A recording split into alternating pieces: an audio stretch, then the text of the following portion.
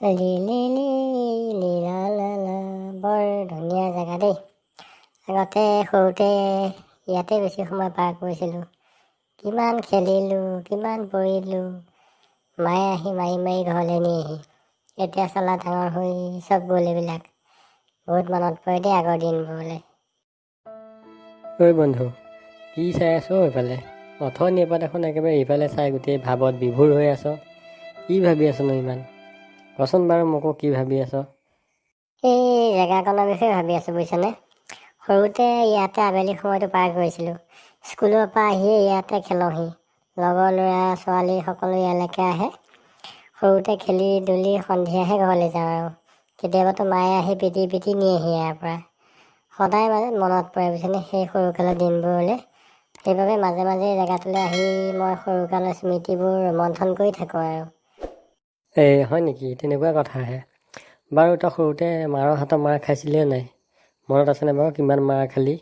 কি কি কাৰণত মাৰ খালি মনত আছে তোৰ? আছে আছে, কিয় নাথাকিবনো। তেতিয়াহ'লে তই কচোন বাৰু তইনো কি কি কাৰণত মাৰ খাইছিলি? এইখন ক'বলৈ গ'লে বৰ ডাঙৰ লিষ্ট হ'ব বুজিছ। এফালৰ পৰা কৈ গ'লে তাৰমানে প্ৰায় 20-30টা কাৰণ ওলাই যাব। সেইকাৰণে ক'বলৈ মন যোৱা নাই। বাৰু একো নহয়, কচোন বাৰু এফালৰ পৰা কৈ যা। শুন তেতিয়াহ'লে। মাৰ খোৱাৰ পিছত যদি কান্দো তেতিয়াও মাৰে। আকৌ মাৰ খোৱাৰ পিছত নাকান্দিলে তেতিয়াও মাৰে। আকৌ নামাৰোঁতে যদি কন্দা কটা কৰোঁ তেতিয়াও মাৰিব। তাৰপিছত বহুত সময় খেলি থাকিলেও মাৰে। আকৌ নেখেলাকৈ ঘৰত সোমাই বহি থাকিলেও মাৰে। তাৰপিছতে ডাঙৰৰ কথাত যদি মাজত মাত মাতোঁ তেতিয়াও মাৰে। আকৌ ডাঙৰে কিবা কথা সুধিলে উত্তৰ নিদিলেও মাৰে। হয় নেকি? আৰু কি কি আছে কচোন? তাতকৈ ডাঙৰ কথা যে বহুত দিন যদি মাৰ নাখাওঁ তেতিয়া আকৌ এনেই মাৰে। তাৰপিছত আকৌ কোনোবাই যদি উপদেশ দিয়ে তেতিয়া মই আওকাণ কৰোঁ তেতিয়া মাৰে। আলহীক নমস্কাৰ নিদিলে মাৰে। আলহী যোৱাৰ পিছত প্লেটত যি বিস্কুট পিঠা আদি ৰৈ যায় সেই বস্তুত যদি মই হাত লগাওঁ তেতিয়া মাৰে। মামা জেঠাই পেহা আদি আহিলে তেওঁলোক যোৱাৰ সময়ত তেওঁলোকৰ ঘৰলৈ যাবলৈ যদি জেদ ধৰোঁ তেতিয়া মাৰে। এইবোৰ আৰু বুজিছ নাই। এতিয়া বাৰু তই কচোন তোক কি কি কাৰণত সৰুতে মায়ে পিটন দিলে? মোকো আৰু বহুত বিভিন্ন কাৰণত পিটন দিলে বুজিছনে সৰুতে মায়ে। তাৰ ভিতৰত ধৰ সন্ধিয়া আগে আগে যদি ঘৰ নোসোমাওঁ তেতিয়া মাৰে।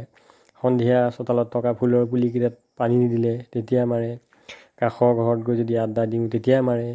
আকৌ যদি জেদ দেখুৱাওঁ তেতিয়া মাৰে। কাৰোবাৰ লগত যদি মৰামৰি কৰোঁ তেতিয়া মাৰে। তাৰমানে আৰু ঢেৰ আছে এনেকুৱা। হয় নেকি? বাৰু কৈ আছোন আৰু কি কি আছে। আকৌ ধৰ লাহে লাহে যদি ভাত খাওঁ তেতিয়া মাৰিব। বেছি খৰকৈ ভাত খালেও মাৰিব। ৰাতিপুৱা টোপনিৰ পৰা উঠিব নিবিচাৰিলে মাৰিব। ৰাতি আকৌ দেৰিলৈকে নুশুলে মাৰিব।